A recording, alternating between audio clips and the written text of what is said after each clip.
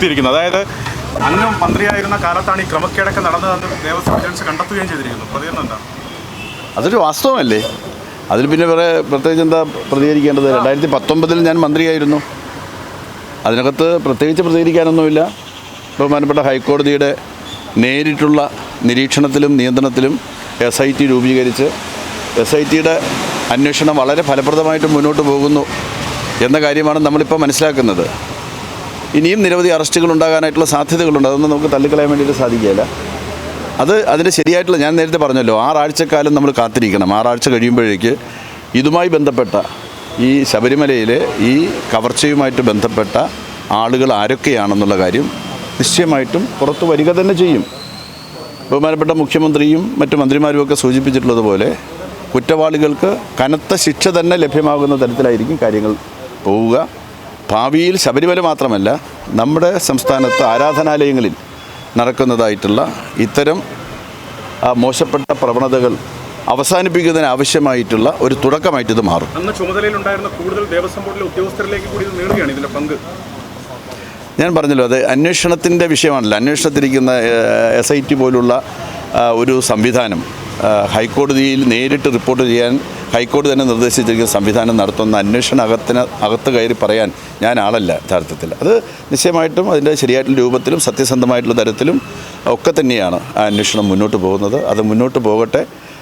നിശ്ചയമായിട്ടും ഇത് തെളിയുക തന്നെ ചെയ്യും, അക്കാര്യത്തിന് സംശയമില്ല. പ്രതിപക്ഷ നേതാവിനെതിരെ അങ്ങ് വക്കീൽ നോട്ടീസ് അയച്ചിട്ടുണ്ട്. പക്ഷേ ഇന്നും അതേ ആരോപണം പ്രതിപക്ഷ നേതാവ് ഉന്നയിക്കുകയാണ്. ഈ ഉണ്ണികൃഷ്ണൻ പോറ്റിയെ സംരക്ഷിക്കുന്നത് അങ്ങാണ്. ഈ ഉണ്ണികൃഷ്ണൻ പോറ്റി അങ്ങേ പുകഴ്ത്തി സംസാരിക്കുന്ന വീഡിയോ അടക്കം അദ്ദേഹത്തിൻ്റെ കയ്യിലുണ്ടെന്നൊക്കെയാണ് പ്രതിപക്ഷ നേതാവ് പറയുന്നത്. അതായത് ഞാൻ ഈ പ്രതിപക്ഷ നേതാവായിട്ടുള്ള ശ്രീ VD സതീശനെ കുറിച്ച് എന്താ പറയുന്നത്? അദ്ദേഹം ഇപ്പോഴും UDF ഭരണത്തിൻ്റെ ഹാങ് ഓവറിലാണ്. UDF കാലത്ത് എല്ലാറ്റിലും ഇടപെടുന്നവരായിരുന്നു മന്ത്രിമാരെന്ന ധാരണ വെച്ചുകൊണ്ടാണ്, അല്ലെങ്കിൽ ആ ഒരു ബോധ്യം വെച്ചുകൊണ്ടാണ് അദ്ദേഹം ഇതും സംസാരിക്കാൻ വേണ്ടിയിട്ട് തയ്യാറാവുന്നത്. അദ്ദേഹം എന്താണ് ഉദ്ദേശിക്കുന്നതെന്ന് എനിക്കറിയില്ല. അക്കാലത്ത് നമ്മുടെ ജില്ലക്കാരനായിട്ടുള്ള ഒരു മന്ത്രിയും അദ്ദേഹത്തിൻ്റെ അനുജനും, മന്ത്രിയുടെ അനുജൻ അന്ന് ശബരിമലയിൽ 1.89 കോടി രൂപയുടെ പാത്രങ്ങൾ തന്നെ കവർച്ച ചെയ്ത ഒരു കേസ് ഇപ്പോഴും കിടക്കുകയാണ്. അതൊക്കെ എന്നെക്കൊണ്ട് പറയിപ്പിക്കാൻ വേണ്ടിയിട്ടാണോ എന്ന് എനിക്കറിയില്ല. ഏതായാലും എനിക്കൊരു കാര്യം ഉറപ്പിച്ച് പറയാൻ വേണ്ടി സാധിക്കും. അതായത് ദേവസ്വം വകുപ്പിൻ്റെ ചുമതലയെന്ത്, ബോർഡിൻ്റെ ചുമതലയെന്ത്, ബോർഡിൻ്റെ കീഴിലുള്ള ആയിരക്കണക്കായിട്ടുള്ള അമ്പലങ്ങളിലെ ജീവനക്കാരുടെ ചുമതലയെന്ത്, അത് നിർവചിക്കപ്പെട്ടിട്ടുള്ളൊരു കാര്യമാണ്. ദേവസ്വം വകുപ്പിന്, ദേവസ്വം മന്ത്രിക്കുള്ള ചുമതലയെന്ന് പറയുന്നത് ദേവസ്വത്തിലെ പ്രധാനപ്പെട്ട ക്ഷേത്രങ്ങൾ, എല്ലാ ക്ഷേത്രങ്ങളൊന്നും ഞാൻ പറയുന്നില്ല, വളരെ പ്രധാനപ്പെട്ട ശബരിമല പോലുള്ള ക്ഷേത്രങ്ങളുടെ ഉത്സവങ്ങൾ വളരെ മനോഹരമായിട്ട് ഭംഗിയായിട്ട് നടത്തുക. അവിടെ എത്തിച്ചേരുന്ന ലക്ഷക്കണക്കായിട്ടുള്ള ഭക്തജനങ്ങൾക്ക് ഒരു തരത്തിലുള്ള വിഷമവും ഉണ്ടാകാത്ത തരത്തിലുള്ള അടിസ്ഥാന സൗകര്യങ്ങൾ ഒരുക്കി കൊടുക്കുക. അത് കൃത്യമായിട്ടും ഇടതുപക്ഷ ഗവൺമെൻറ്റുകളുടെ കാലത്ത് ദേവസ്വം വകുപ്പ് ചെയ്തിട്ടുണ്ട്. അതിനപ്പുറം ശബരിമലയിലെ ആചാരങ്ങളിലോ അനുഷ്ഠാനങ്ങളിലോ അവിടെ നടക്കുന്നതായിട്ടുള്ള ദേവപ്രശ്നത്തിലോ അവിടെ തന്ത്രിമാരെടുക്കുന്ന തീരുമാനങ്ങളിലോ അവർ നിയമപരമായി ചെയ്യുന്ന കാര്യങ്ങളിലോ ഒന്നും കൈകടത്താനായിട്ട് യഥാർത്ഥത്തിൽ ദേവസ്വം വകുപ്പിനോ ദേവസ്വം മന്ത്രിക്കോ ഒന്നും ഒരു അധികാരവുമില്ല. പിന്നെ സതീശൻ പറയുന്ന ഒരു കാര്യമുണ്ട്. ആ കാര്യം എന്ന് പറയുന്നത് ശരിയാണ്. അത് ദേവസ്വം ബോർഡ് നിർമ്മിച്ച് നൽകിയ, ദേവസ്വം ബോർഡും അയ്യപ്പ ഭക്തരും കൂടെ ചേർന്ന് നിർമ്മിച്ച് നൽകിയ ഒരു വീടിൻ്റെ താക്കോൽ ദാനത്തിൽ ഞാൻ പങ്കെടുത്തു എന്നുള്ളതാണ്. ഞാൻ 5 വർഷക്കാലം ദേവസ്വം മന്ത്രിയായിരുന്ന ഘട്ടത്തിൽ ഇല്ല, ഞാൻ വസ്തുതാപരമായിട്ടുള്ള വേദി എന്ന് പറഞ്ഞാൽ അവിടെ വലിയ ഒരു താക്കോൽദാന ചടങ്ങ്, അതൊക്കെ എന്തിനു നിഷേധിക്കണം? അതൊക്കെ വസ്തുതാപരമായിട്ടുള്ള കാര്യമല്ലേ. ഒരാളൊരു വീട് വെച്ച് കൊടുക്കുന്നു, ആ വീട് വെച്ച് കൊടുക്കുന്ന താക്കോൽദാനത്തിന് എന്നെ ക്ഷണിക്കുന്നു. ഞാൻ അതുപോലെ 100 കണക്കായിട്ടുള്ള 1000 പരിപാടികളിൽ പങ്കെടുത്തിട്ടുണ്ട്.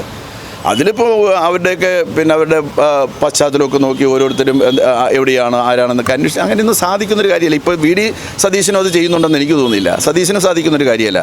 പ്രതിപക്ഷ നേതാവ് എന്നുള്ള നിലയിൽ സതീശന് ഏതെല്ലാം യോഗങ്ങളിൽ പോകുന്നു, ആരോടെല്ലാം ചേർന്ന് നിൽക്കുന്നു, ഫോട്ടോ എടുക്കുന്നു, അത് ചെയ്യുന്നു, ഇത് ചെയ്യുന്നു, അതൊക്കെ തന്നെ കൃത്യമായിട്ട് ഇന്ന ആളാണോ എന്നെല്ലാം ഒക്കെ അന്വേഷിച്ച് മനസ്സിലാക്കിയിട്ടാണോ ചെയ്യുക? സതീശന് ഇതിനെ രാഷ്ട്രീയമാക്കാൻ വേണ്ടിയിട്ടുള്ള പരിശ്രമം, രാഷ്ട്രീയക്കാരായ ആളുകളെ കൂടി ഇതിനകത്ത് പെടുത്താൻ വേണ്ടിയിട്ടുള്ള പരിശ്രമം സതീശൻ നടത്തുന്നത്.